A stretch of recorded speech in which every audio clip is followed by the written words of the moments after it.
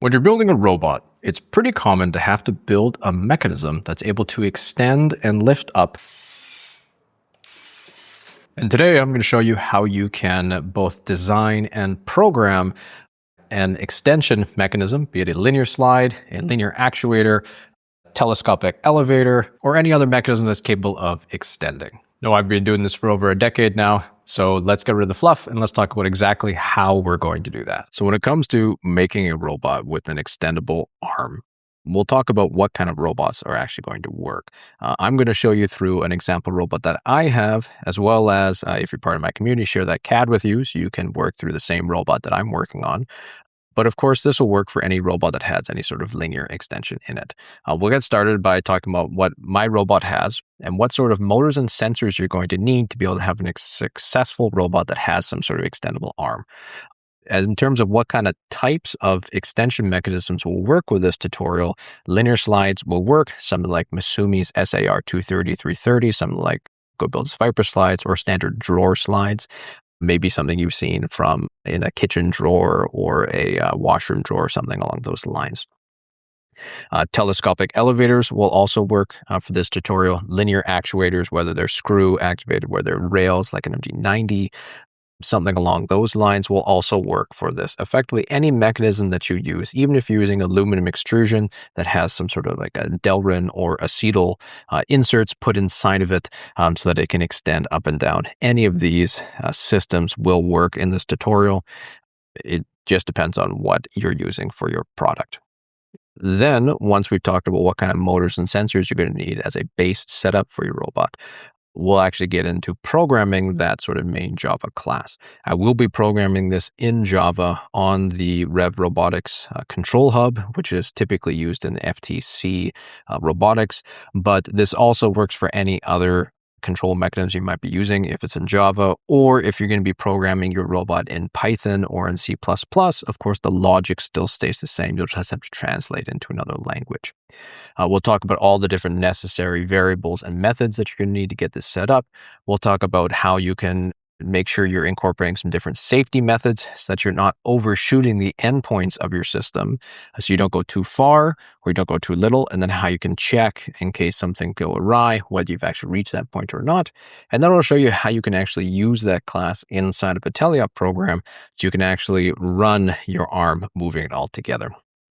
And then, of course, we'll put it all together and we'll show you how this thing actually works and get it up and running from the start. Now, take a look at the setup that we're going to be using for our extension slides.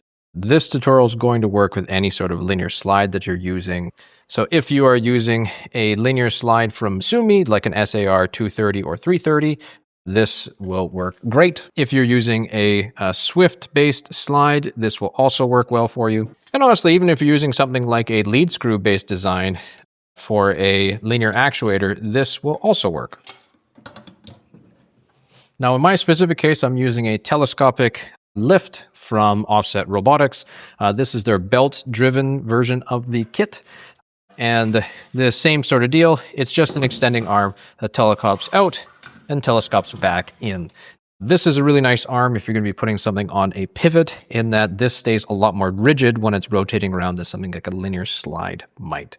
Despite having a full chassis and a pivoting arm and some other things like an intake on this, for the most part, what we're doing is just the actual extension in this tutorial. So we'll figure out how do we actually know when we are at full extension, we can't go anymore, and how do we know when we are fully retracted in. The main way that we know that is by using some motor encoders.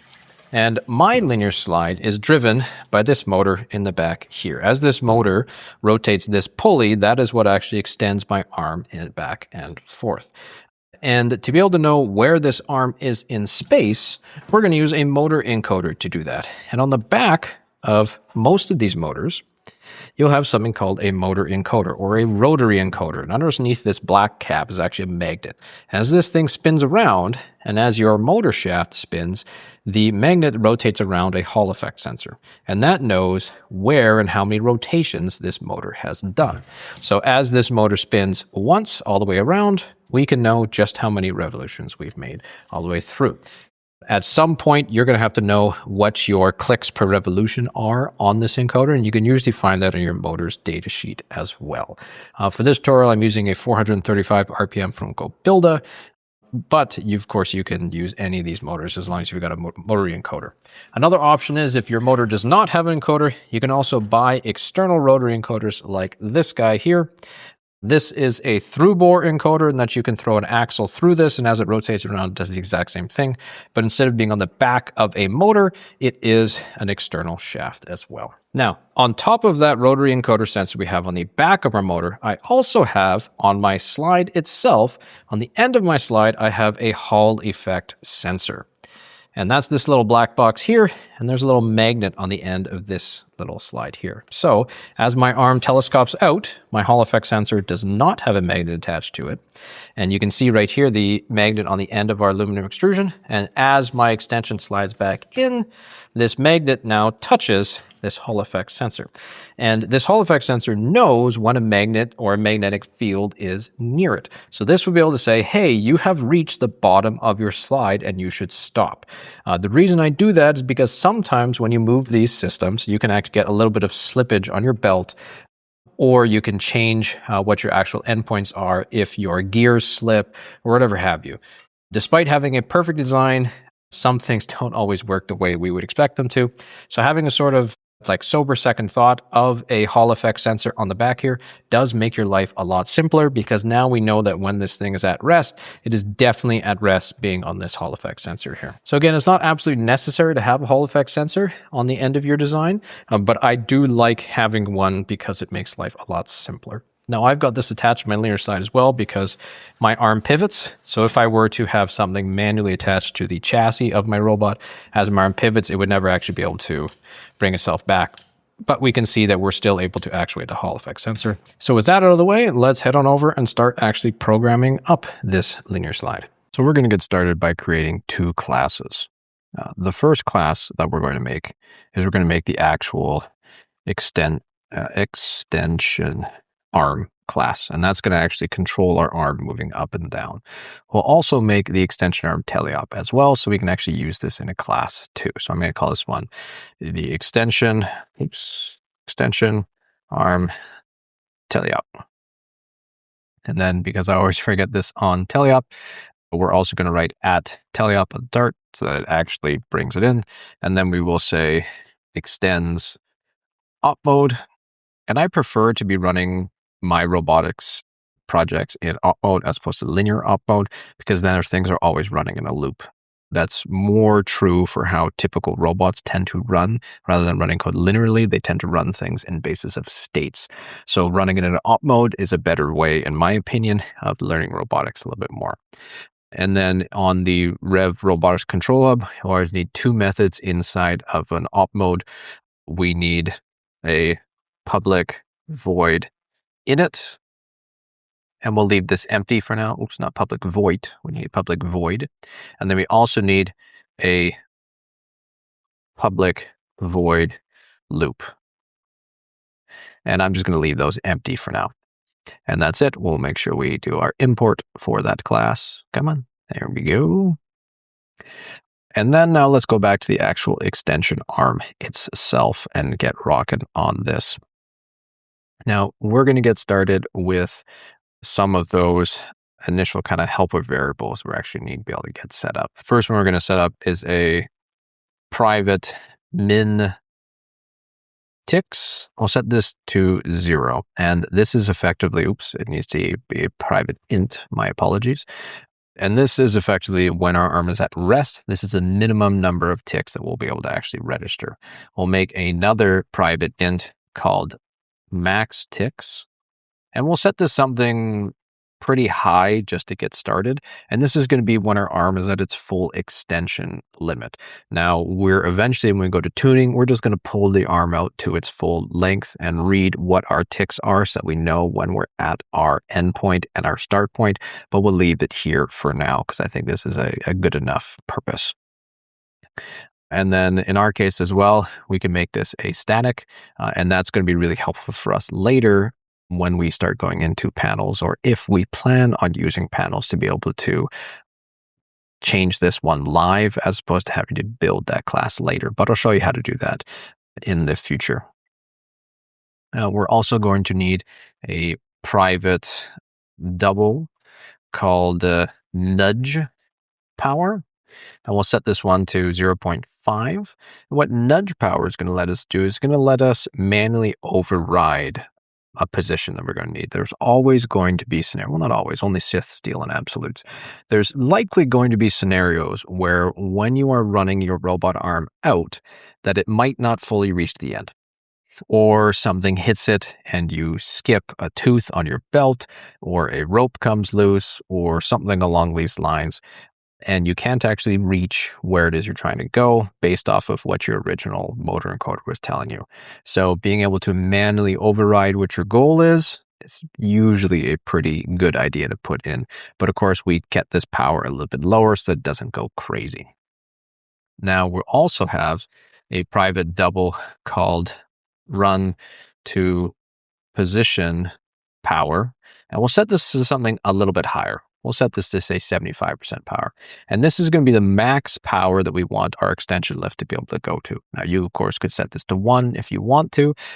If you happen to be running 2 motors on this, I suggest you run it to something like 0.98. You don't really generally want to run full power on 2 motors, mostly because you have no way of verifying that both of those coils have been wound the exact same. So 100% on one power motor is not always 100% power on the other motor. So bear that in mind. Now, keep in mind, this is only for magnitude. This has nothing to do with direction. We're going to handle direction differently when it comes to our actual main class here. We're going to make a private DC motor EX. We'll call this one our lift motor, and this is the actual motor for that lift as well. And we'll also make a private touch sensor. We'll call this one our lift magnetic limit switch.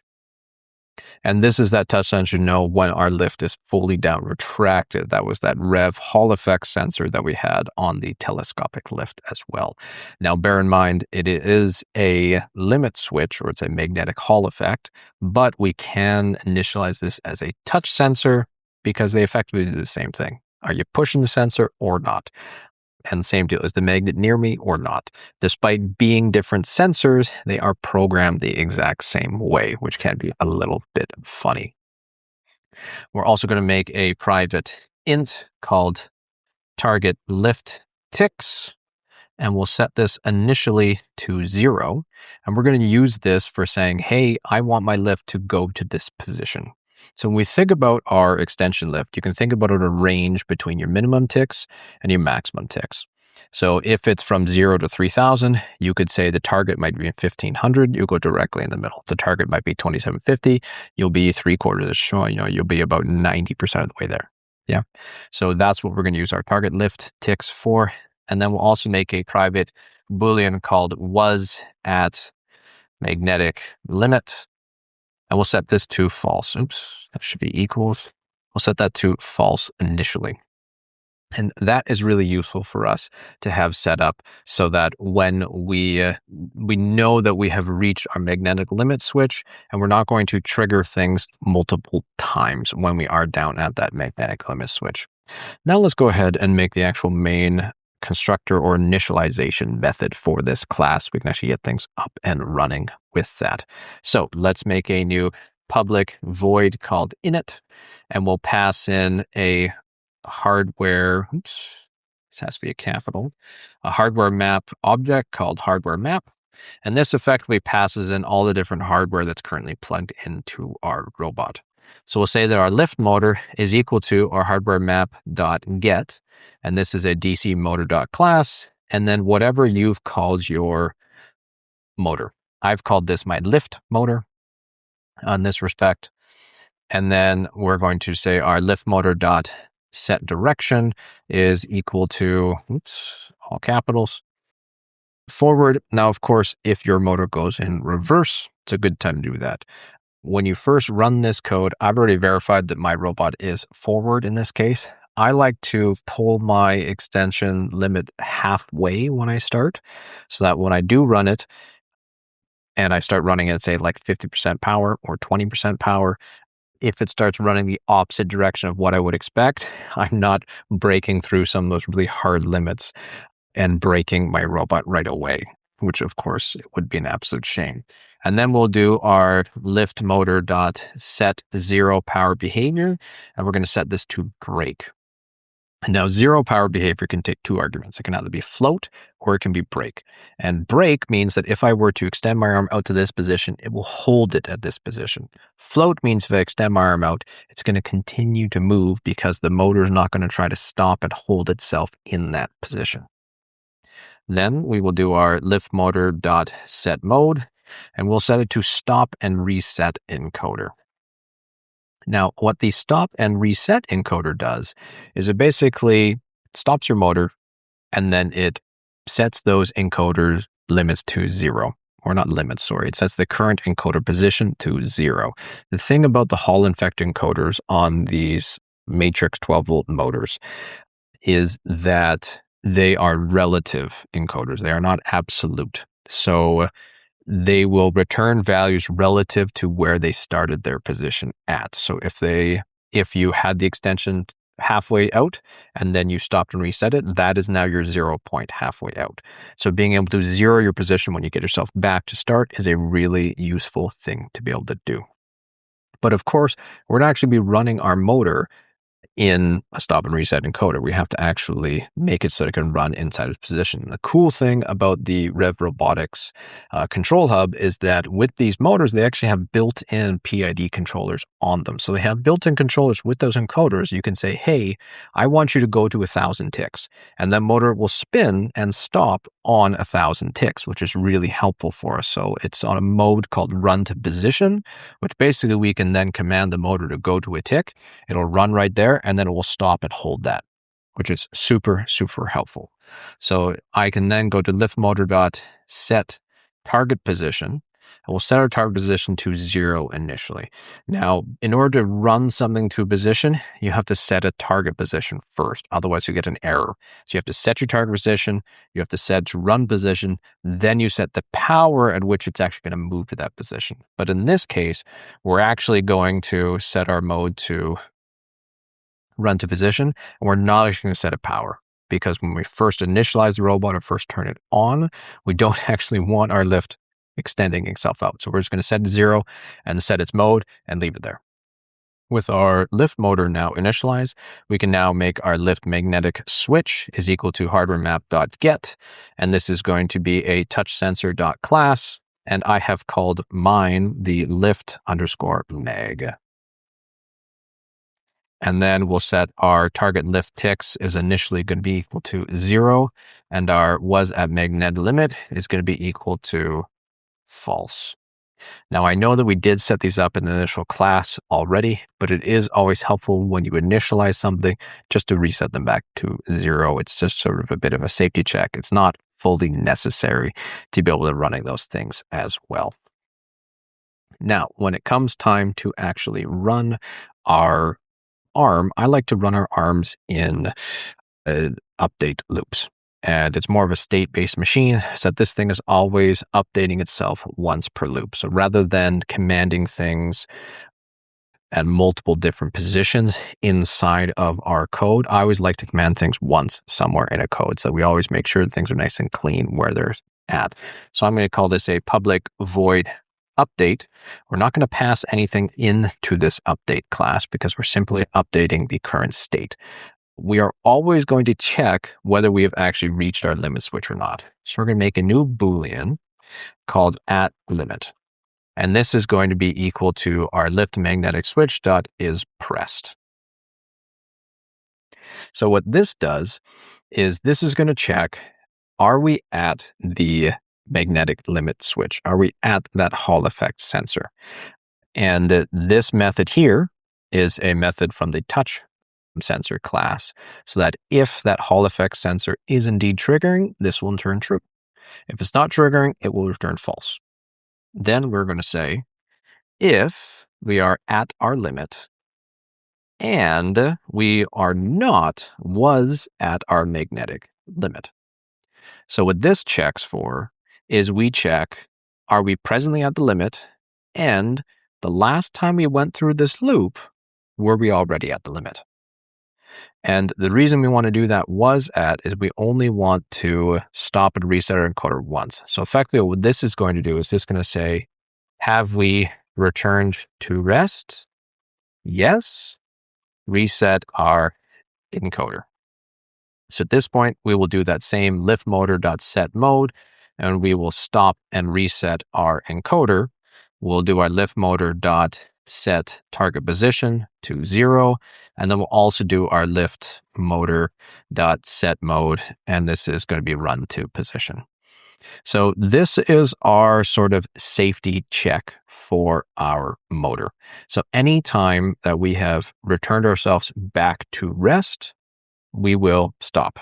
And then at the end of this, we'll say was at magnetic limit is equal to our current at limit. Then we come back up to our loop and we check. Have we reached our magnetic limit? No. Then we'll go back up. Then we come back up to our loop and so on. So every single loop that we're running through this code, we are checking if we've hit our magnetic limit sensor so that we can bring ourselves back. Really, really useful. Now you're probably noticing that, hey, we haven't actually told the motor to go anywhere. We've just done some safety checks, and that's totally fine to be able to already have those safety checks. Now let's actually start making some getter and setter methods so that we can actually move ourselves where it is that we want ourselves to actually go. So we're going to make a new public void called set target lift. Set target ticks. And we're going to pass in an integer called ticks. And what this is going to let us do is this is where we actually command the motor to move. So actually command motor to move. So we need to adjust what those target lift ticks are going to be. So our target lift ticks are going to equal to the variable ticks we just put up here. But that's not quite good enough. Problem with that is we have no safety checks to know that we're actually within our minimum and maximum bounds. It's entirely possible that somebody doesn't know what the full extension limits are for sub ticks, because it's kind of an arbitrary number. Your ticks might be between 0 and 2200. It might be between 0 and 1800. And that's kind of hard to remember where things need to actually go. So rather than setting this target lift to actually just ticks, we're actually going to say range.clip. And we're going to clip the ticks between our minimum ticks and our maximum ticks. And what clip does is it effectively says, hey, this value here, if I tell this value, it should be in between these two numbers. So if I were to say pass in a value of -10, that's lower than 0, you should bring it back up to 0. If I pass in a value that's say 10,000, if it's higher than the maximum ticks that our motor or that our system allows, hey, you should clip it, you should cut it down, you should clamp it down and bring it into whatever that maximum range is. Now we've set our target, it's time to actually command our motor to go there. So we'll have our lift motor.set target position, and we're setting the target position to our target lift ticks, and then our lift motor.set mode, or sorry, actually is set power, and we're going to set it to the run to position power. So this is going to cause it to come back to actually run itself to that position, which is pretty helpful for us to be able to run that in. Now, one last safety check that we're going to put in this before. It's entirely possible that our robot is inside a stop and reset encoder when we actually call it to run to position. It won't actually run to position if it's not actually there. So we'll say if our lift motor.get mode, that's going to get the current mode we're running in, is not equal to DC motor dot run mode dot run to position. Or if we're not presently in run position, we're going to set our lift motor dot set mode, and we're going to set this to run to position. Oops, that's not actually it. Run to position. And this is just a extra safety check to make sure, hey, are we actually in that run to position mode, which is pretty helpful for us. And then we actually run this. So this is the actual method we use to actually command our lift to go somewhere. Whether we are, say, in this case, we would set it to 0 to bring it back to rest. And right now, our max ticks is 3,000. So we'll set it to 3,000 to bring it up top. There's a problem with setting it just between ticks, though, because ticks is kind of an arbitrary number. And it's really hard when you start creating a program or a robot that has multiple different sensors on it, multiple different ticks, to really remember what these values are. So what I like to do is I like to set a target percentage as well. So I make another public void called set target percentage. We'll pass in an int called percent. So this is kind of going to be a helper function for us. So we're going to make a new integer called ticks. And we're going to cast it as an integer because then we're going to take another range function. We're going to say range.scale. And what scale does is allows us to take one number between an old number and then scale it to a new number. So for instance, you might have, let's go look at letter grades. You might have a letter grade scale from F to A.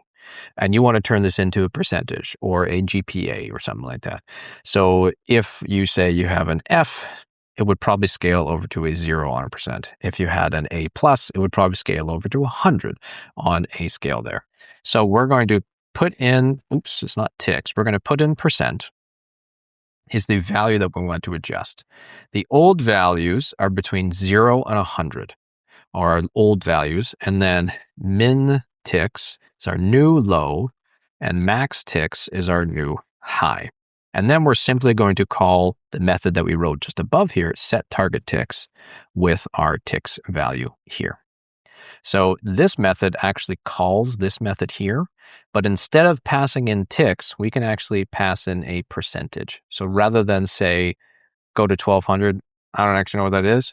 Go to 20% of max extension. Go to 80% of max extension. Go to 50% of max extension.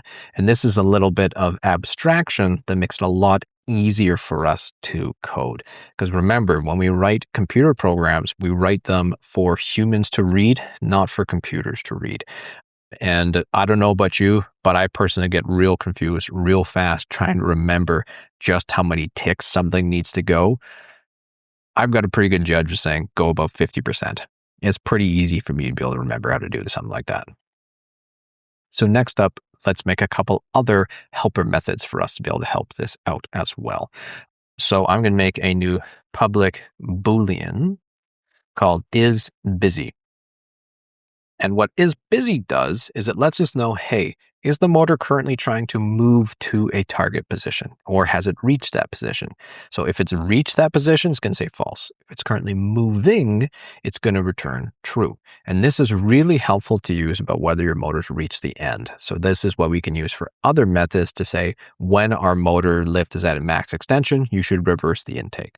Or when our motor is completely back, you should be able to allow to drive again, or whatever that is. This is really helpful Boolean for you to know whether your motor is actually moving or not. So inside this, we're simply going to return lift motor dot is busy. Super simple little Boolean there. And then another little helpful method here is we're also going to put in what our current position is. We'll make a new public int called get current position percentage. So here we're simply going to return our range.scale. So similar to what we did before, but in this case, we're going to grab our current ticks, which is going to be our get current position in ticks. And then we're actually going to do this in reverse because our old lows are going to be those minimum ticks and the maximum ticks. Oops, that's a period. And max ticks, that is min again. And then we're going to scale this back to 0 and 100. So rather than just returning what our current section is here, and sorry, I had to put in this little int here to be able to cast that because we might end up creating a double and we don't actually want to do that because we're making a int in this case. So that can be really useful in our case to be able to say how far of a percentage are we currently done within our extension as well. So these are really useful little helper getter methods so we know actually how far we've moved along. Another helpful getter method is a public int called get target ticks. And we'll just figure out how far we actually want to go. And we're simply going to return our target lift ticks. So we know, hey, how far are we currently commanding the motor to go? Really useful thing to have. Another useful thing to know is our magnetic limit switch currently pressed? So I'm going to make a new public Boolean called is at bottom limit. And we're simply going to return our lift magnetic limit switch dot is pressed, so that we know whether we've actually read that or not. Because again, we're making these in a class. We have to be able to get the information from the class somehow. And this is a really useful way of us being able to get that information. Now, the last thing that we need to program in is the ability to have a little bit of that manual override, because presently we don't have that access to be able to have that manual override. We have the ability to set it based off of ticks, set it based off percentage, while we're running, making sure that we never go past our bottom extension limit. Really, really helpful to have that in there, but we have no way to manually do that. So let's go ahead and do that manual. So I'm going to make a new public void. I'm going to call this one set nudge power. And we're going to pass in a double with requested power. And we're just going to give our ability to be able to just nudge a little bit. So we're going to say the first thing we have to be able to do is we have to be able to know and get our motor out of the target position or the run to position logic, because it has to be able to move itself manually, and we can't do that with a target position. So we're going to say if our lift motor.get mode is not equal to our DC motor dot run without encoder. So if we're not in the run without encoder method, we're going to have our lift motor.set mode, and we're going to say this run without our encoder. Now you can probably figure out real quick that, hey, I'm about to run this motor without an encoder. I got to make sure I'm doing things safely. Now, the nice thing is, even if you were to nudge, we're never going to be allowed to, oops, that's the wrong one. This update means we're never going to be able to allow to go beyond our bottom point, because we're always updating that. But we are going to add in a few extra safeties on that as well. So we're going to make sure that we don't command our motor until we've checked how far we've gone. Because if we were to just do something like lift motor.set power, and we were just to set this with our requested power, we're going to blow right past our top end. Not going to be really, really useful. It also means that we're going to go beyond what the maximum nudge power that we've allowed it to. Because if you're going to be manually moving this thing, you probably only want to manually move it a little bit at a time, which is why we've done 50%. So I'm going to make a new double. I'm going to call this one clipped power. And we're going to say, again, range.clip. And we're going to pass in the requested power, and we will say negative, what did I call that? Nudge power, and then nudge power. So we're going to clip that power down so that it's only between a few different values. And then when we actually do our power, we're going to say we're going to clip our power. So even if we were to request full power, we're not going to be able to get full power in there. Now let's do some checks as well to make sure we're not going to go beyond our limits as well. So I'm going to make a new int, and we're going to call this one our cur position. And this is going to be equal to our lift motor dot get current position inside of our ticks, so we know where we presently are. Then if our position is less than or equal to our minimum ticks, oops, it's cur position. If our current position is less than or equal to minimum ticks, and our clipped power is less than 0, that means we're trying to go past the bottom limit. So I'm going to say that our clip power is going to be equal to 0. Else if our cur position is greater than or equal to our max ticks, and our clipped power is greater than 0, That means that we're trying to tell our motor to go past the maximum ticks that we want. So our clip power should then also be equal to 0. And then we come to our lift motor. We'll actually set it to our clipped power. So this is really helpful here in that this allows us to manually control that, but it still checks, hey, you can't go past those main limits. Even if you want to, you're not allowed to. Those are all the main methods we need to be able to get our lift switch up and going. When we really talk about the main meat and potatoes here, it's basically set target ticks. However, it's really helpful to add in some more helpful getter methods and some setter methods so that we can make sure that we're not going to blow past where our points are, as well as have some manual control. Because trust me, the number of times I've built a robot, things are working perfectly, something slips, I hit something doesn't move, and then I don't have the ability to manually move myself past those positions, it's going to end up getting you into trouble. So that is a really useful thing for you to be able to set up. So now let's go ahead and with the kind of main logic setup, let's actually get this inside of a teleop class as well. So we're going to make a public extension arm, and we'll call this one our arm, as this could be equal to a new extension arm. Hey, future Brad here really quick. I realize we definitely shouldn't call this arm. I'm going to rename this extension arm or just extension. Oops. We're just going to rename this as extension because I already have another class that is called arm that's going to get really confusing. So I've changed it back to extension now. So how we're going to set this up is we're going to set this up when we press the X button, we retract the lift completely. When we press the B button, we extend the arm out completely. And then we're going to use the triggers to be able to know whether we want to move the arm out or bring the arm back. So we're going to make one extra variable on here. We're going to make this new public double, and we'll call this one our trigger dead zone, and we'll set this to 0.05.